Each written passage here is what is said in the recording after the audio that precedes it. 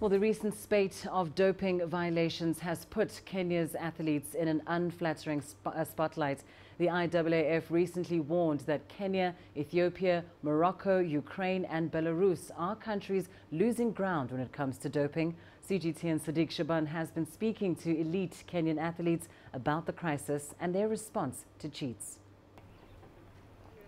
Another day, another training session for a group of Kenya's renowned long-distance runners. Each athlete here knows the reason why some of their friends are not training with them this morning. What actually encourages people to stop is greed for money. And what people don't know is that money cannot be harvested.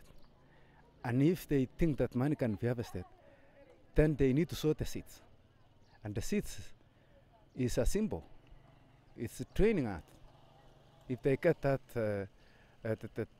philosophy, then they are ready to go. Yeah, I think it's about maybe somebody has been out of competition. You need a comeback, kind of a big show. Maybe sometimes we saw others who are chasing jackpot, and then in between might be nervous and not believing in his training, and then mix with something. You saw. So it is sightings, but I think it's not good. No money is big money. The money you get, whether small or big, it depends on how you take it in your heart. For most of these runners, athletics is a highway out of poverty.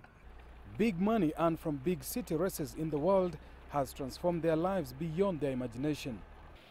But the source of this athletics talent has now been contaminated with illegal substances procured with assistance from rogue medical practitioners, and the local leadership is now zeroing in on the suspects.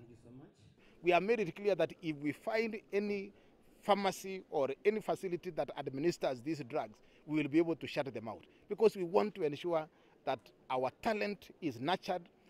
The raw talent that this country produces to the globe is, protected. Kenya and Ethiopia have now been listed in the first category of countries in Africa that are prone to high levels of doping. 3 Kenyan athletes, marathon runners Lucy Kabu and Samuel Kalalei, as well as sprinter Boniface Mureza, have failed doping tests in the last 3 weeks, just 3 months after former Olympic champion Asbel Kiprop was charged for doping. But not everyone is breaking the law. I've chosen to run clean because already I have a talent. God gave me a talent.